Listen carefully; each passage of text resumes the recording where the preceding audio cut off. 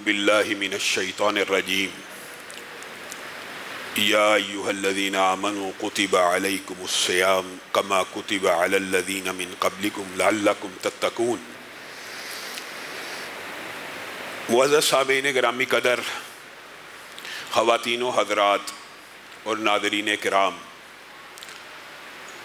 ہم سب کے لیے حقیقت میں یہ بہت ہی بڑا خوشی کا ایک موقع ہے،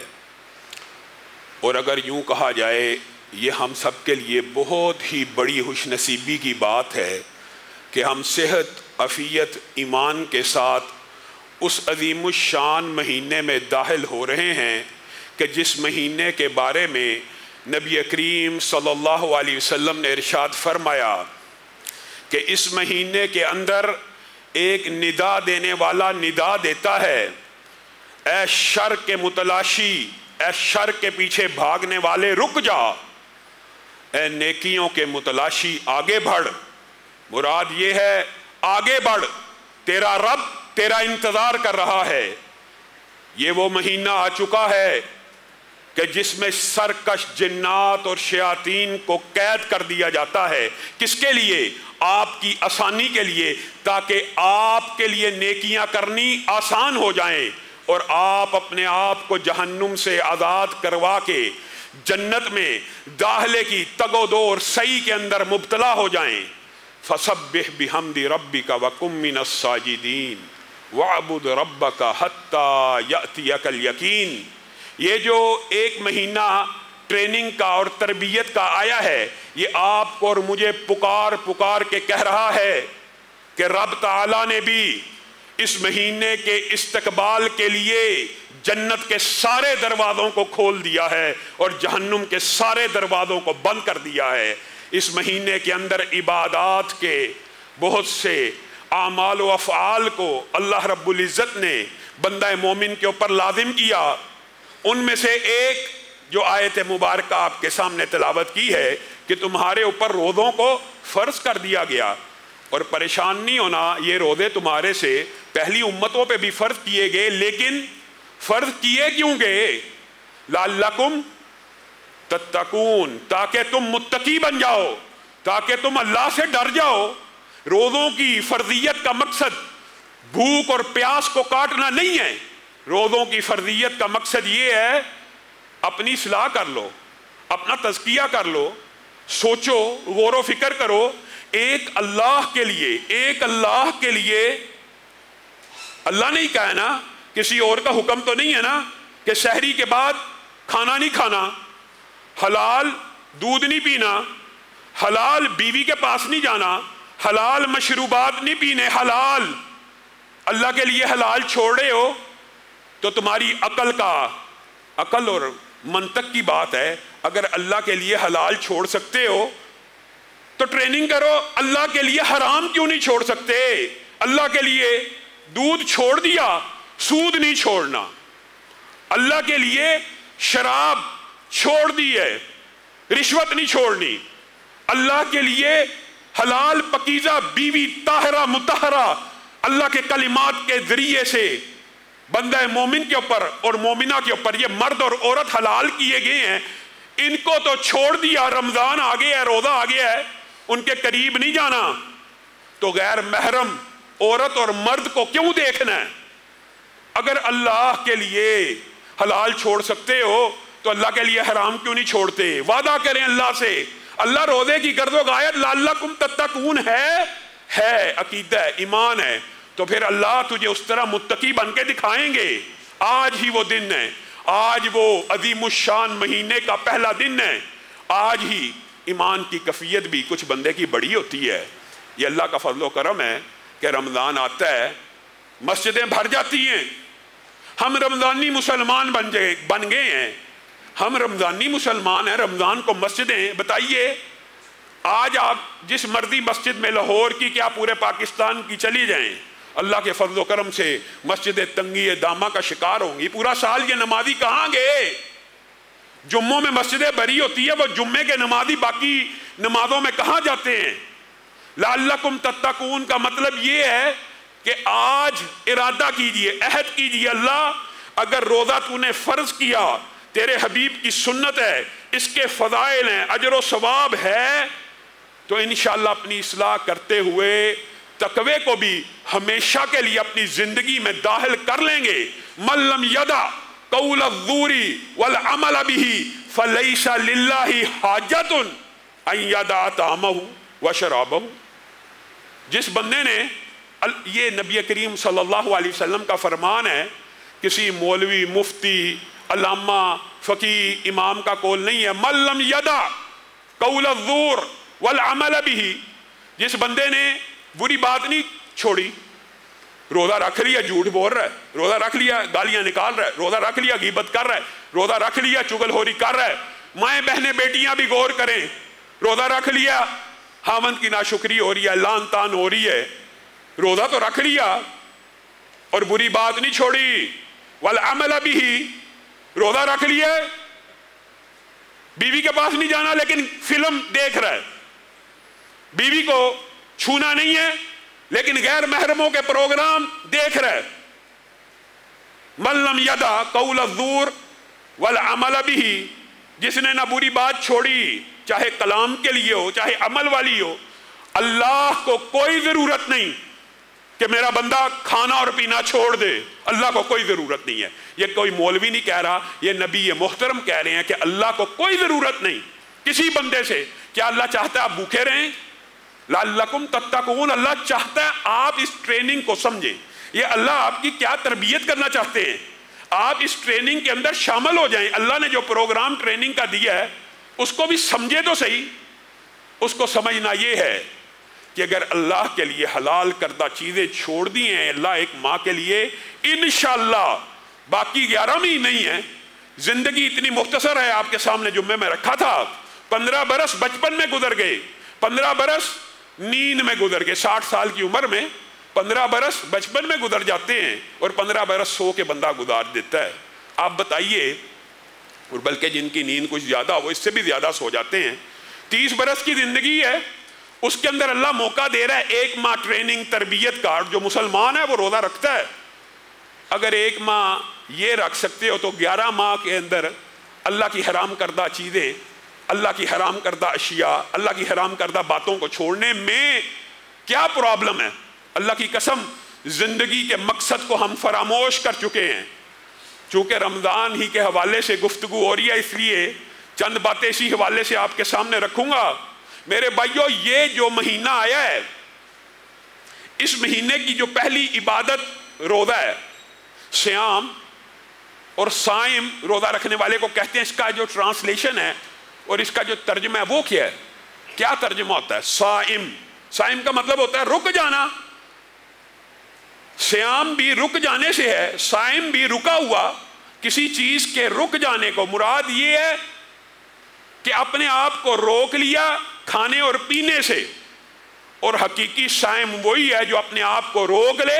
برائیوں سے، اور یہ حدیث کے اندر اس چیز کا مفہوم بھی ملتا ہے۔ اگر کوئی آپ سے جھگڑا کر رہا ہے، اگر کوئی آپ کو برا بھلا کہہ رہا ہے، اگر کوئی آپ کو تنگ کر رہا ہے اور آپ روزے سے ہیں، آپ کا غصہ کنٹرول ہی نہیں ہو رہا، تو ایسے روزے کا کوئی فائدہ نہیں۔ غصہ بھی کنٹرول کرنا ہے اور کیا کہنا ہے؟ انی صائم، میں تیری بات کا جواب نہیں دوں گا کیونکہ میں رکا ہوا ہوں، میں روزے سے ہوں۔ جو مرضی آپ کو کچھ کہتا رہے، آپ تجربہ کر کے ایک مرتبہ یہ الفاظ کہہ کے دیکھیے تو صحیح، یہ حکیم امت تو امتی ہوتا ہے، یہ وہ دانا ہے، یہ وہ حکیم ہے جو اس امت کے نبی ہیں، انہوں نے آپ کو یہ بات اور طریقہ سکھلا دی ہے۔ غصہ بھی کنٹرول کرنا ہے، اور آپ کو پتہ ہے نا، دیگر احادیث ملتی ہیں کہ صرف غصے کو روزہ کنٹرول نہیں کرتا، شہوتوں کو بھی کنٹرول کرتا ہے، نظر بازیوں کو بھی کنٹرول کرتا ہے، کیونکہ اس کے اندر پوری کے پوری ایک ٹریننگ ہے۔ اور ایک بات آپ سن کے شاید حیران رہ جائیں کہ ایک روزہ، میری مائیں بہنیں بیٹیاں بھی توجہ کریں، بہت سی عورتیں، بہت سی بیٹیاں روزہ رکھنے میں سستی کا مظاہرہ کرتی ہیں اور معمولی سی کوئی بات ہو اس کے اوپر روزہ چھوڑ دیتی ہیں۔ نبی کریم صلی اللہ علیہ وسلم نے ارشاد فرمایا ہے، جو اللہ کے لیے ایک روزہ رکھتا ہے، کتنے؟ زیادہ نہیں، ایک، صرف ایک روزہ اللہ کے لیے رکھتا ہے، اللہ رب العزت جہنم کو اس سے 70 سال کی مسافت پہ لے جاتے ہیں۔ اب یہ جو روزہ رکھتا ہے، اس کے بارے میں محدثین نے پہلی بات یہ، اس حدیث کو امام البانی نے صحیح کہا ہے، اور یہ جو حدیث ہے کیا یہ فردی روزے کے بارے میں؟ یہ حدیث ایک عام نفلی روزے کے بارے میں ہے۔ ایک بندہ سال میں کسی بھی وقت، ہماری مائیں بہنیں بیٹیاں کسی بھی وقت روزہ رکھیں گی، ایک روزہ، صرف ایک روزہ، اللہ نے مجھ سے اور آپ سے یہ وعدہ کیا ہے نبی کریم صلی اللہ علیہ وسلم کے ذریعے سے۔ آپ کی عمر 40 برس ہے، آپ کی عمر 70 برس ہے، آپ کی عمر 30 برس ہے، خود کیلکولیشن کر لیجئے، اس کا اور جہنم کے مابین 70 سال کی مسافت طے ہو جاتی ہے۔ اگر نفلی روزے کا اجر و ثواب یہ ہے تو آپ خود ذرا غور کیجئے، گمان کیجئے کہ فرضی روزے کا اجر و ثواب کیا ہوگا۔ اور اس لیے محدثین نے کئی دفعہ کیلکولیشنز بھی کر دی ہیں۔ اللہ کے فضل و کرم سے جو بندہ مسلمان ہوتا ہے، ایمان والا ہوتا ہے،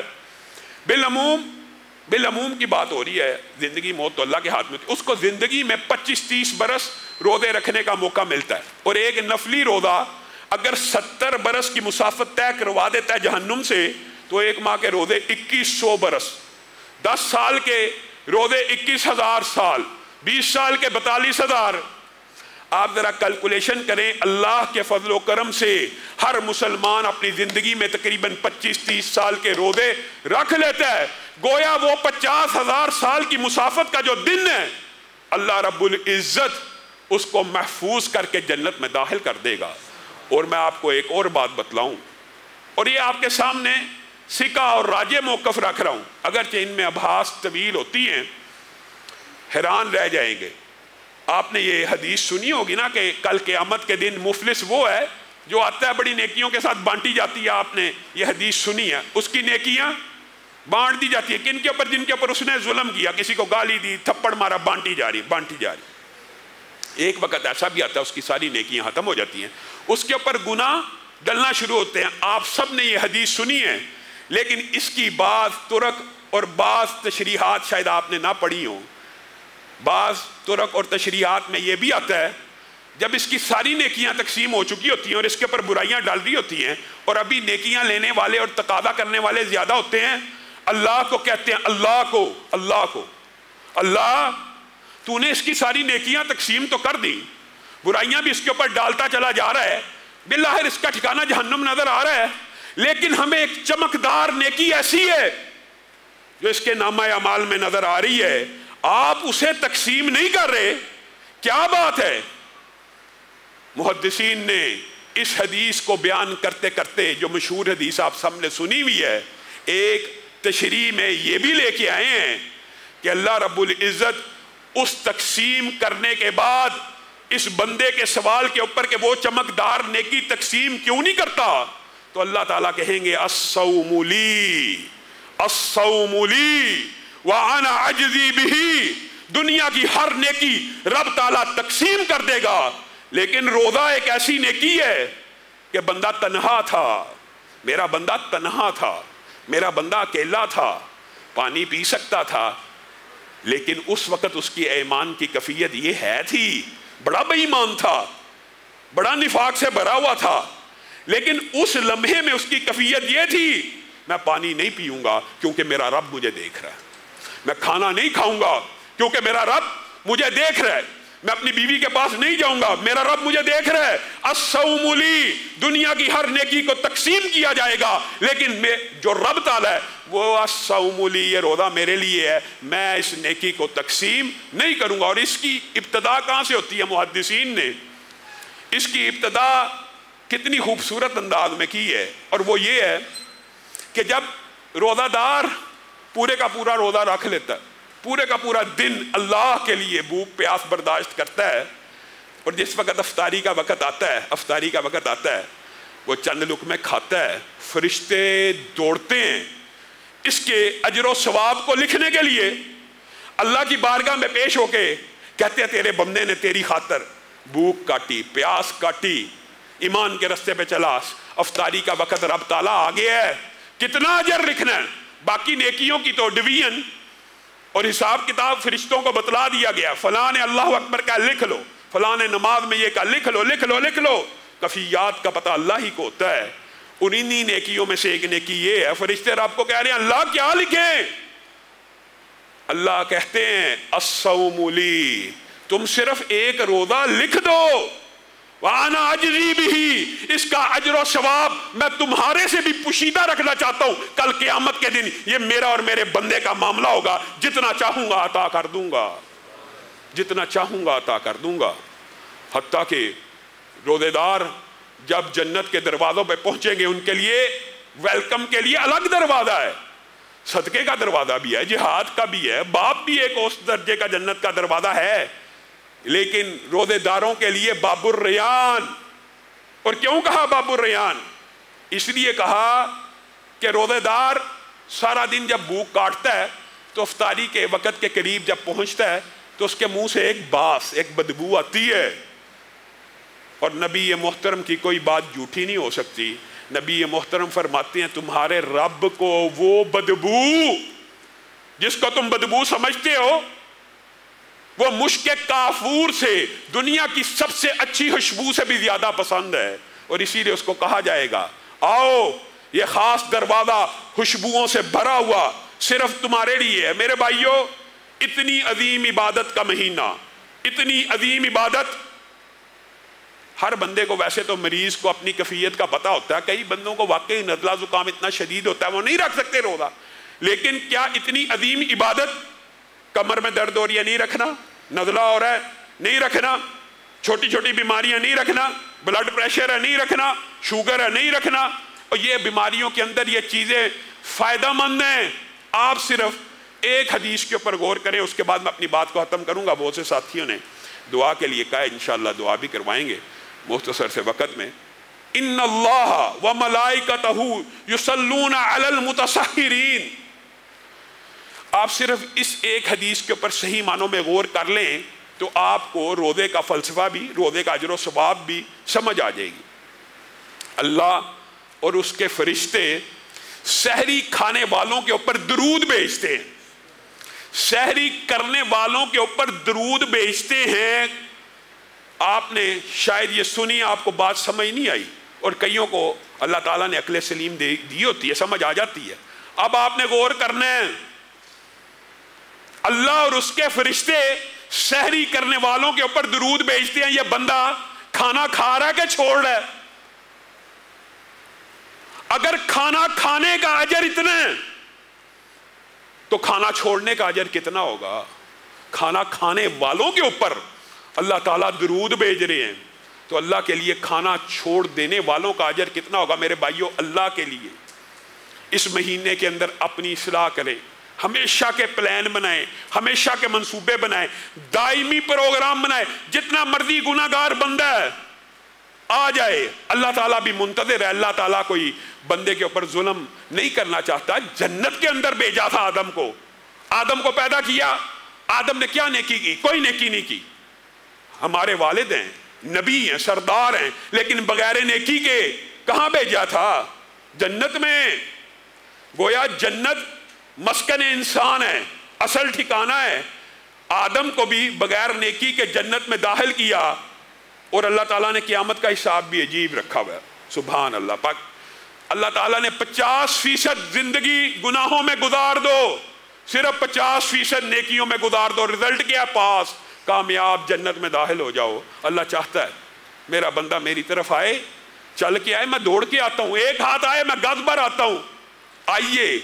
اس مہینے کے اندر اللہ کی طرف آئیے، مسجدوں کو آباد کیجئے، مسجدوں میں بیٹھ جائیے۔ یہ مہینہ قرآن کا مہینہ ہے۔ انشاءاللہ ان دروس کے حوالے سے ہر روز کوشش کریں گے، اسی بات کو آگے بڑھاتے چلے جائیں گے تاکہ اللہ تعالیٰ کہنے والے کو بھی اس اجر و ثواب میں شامل کر لے، اور اللہ تعالیٰ ہو سکتا ہے کہ بات سن کے کسی بندے کا دل بدل دے۔ اللہ رب العزت جو کہا گیا، جو سنا گیا، اس کو سمجھنے کی توفیق عنایت فرمائے۔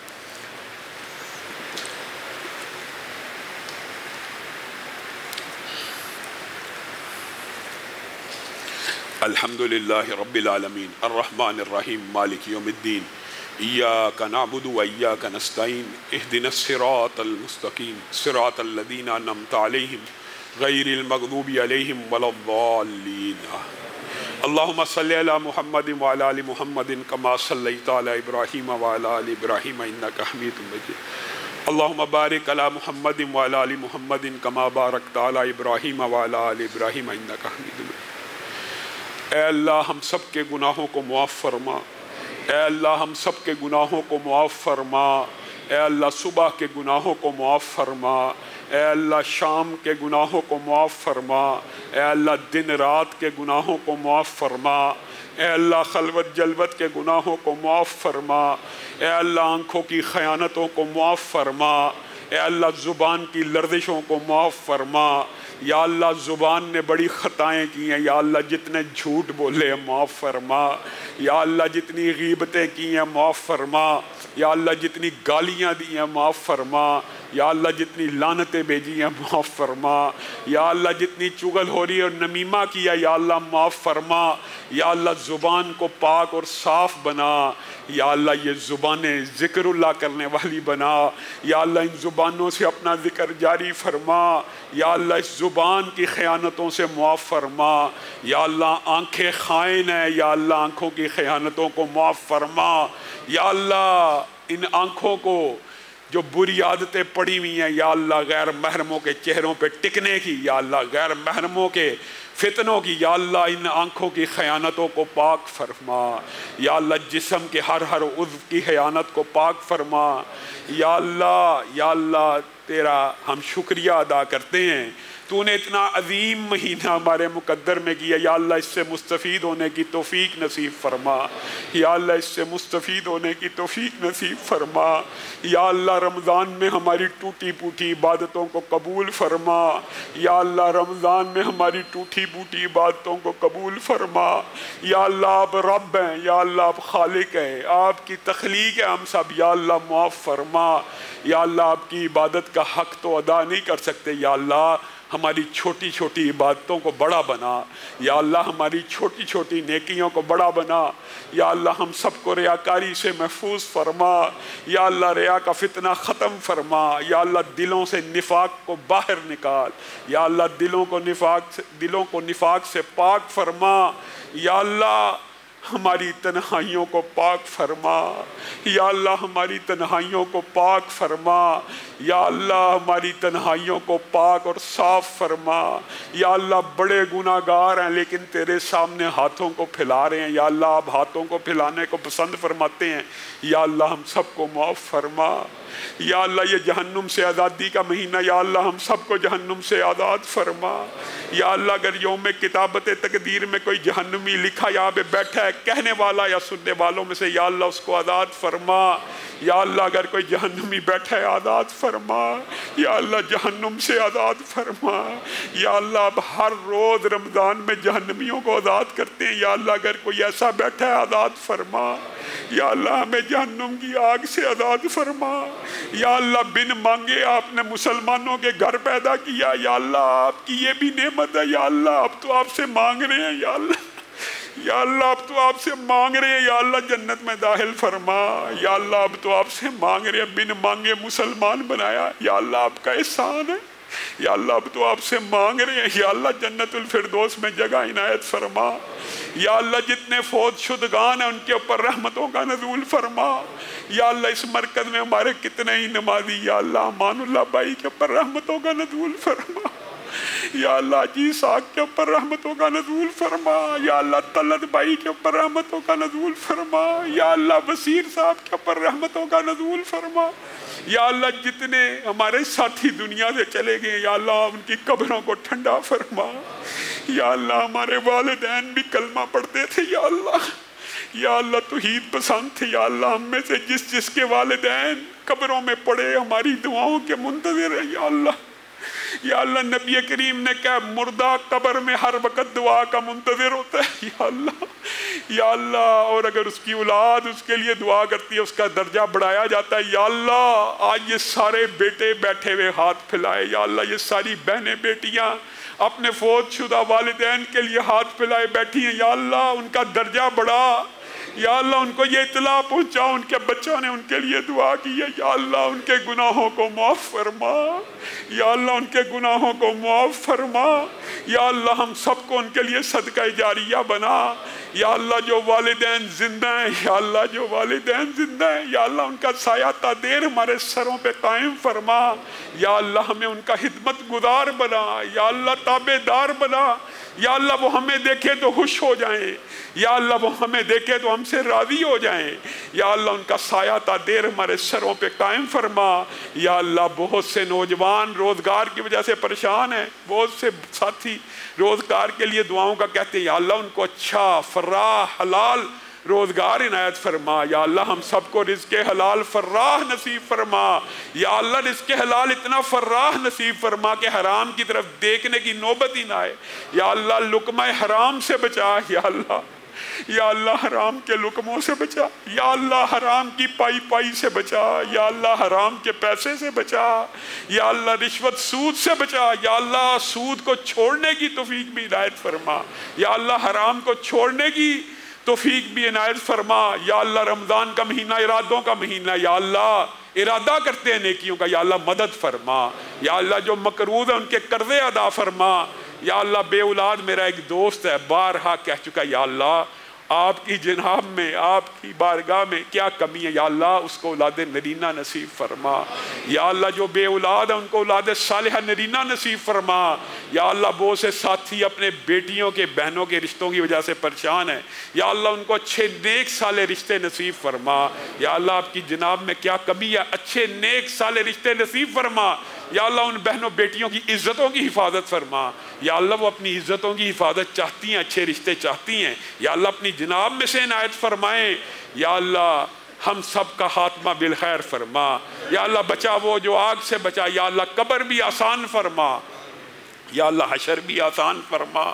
یا اللہ حشر کے دن کی سختی سے محفوظ فرما، اس کی طوالت سے محفوظ فرما، اس کی گرمی سے محفوظ فرما، اس کی حدت سے محفوظ فرما، اس کی شدت سے محفوظ فرما، اس کی افراتفری سے محفوظ فرما، اس کی وحشت سے محفوظ فرما، یا اللہ عرب انسانوں میں جو اجنبیت ہے اس سے بھی محفوظ فرما، یا اللہ پھر جب نامہ اعمال پکڑانے کی باری آئے دائیں ہاتھ میں عنایت فرما، یا اللہ دنیا کے اندر کوئی راز کھل جائے، کوئی گناہ کی بات کھل جائے تو ہم پریشان ہو جاتے ہیں، ہائے ہمارا کوئی پول کھل گیا، یا اللہ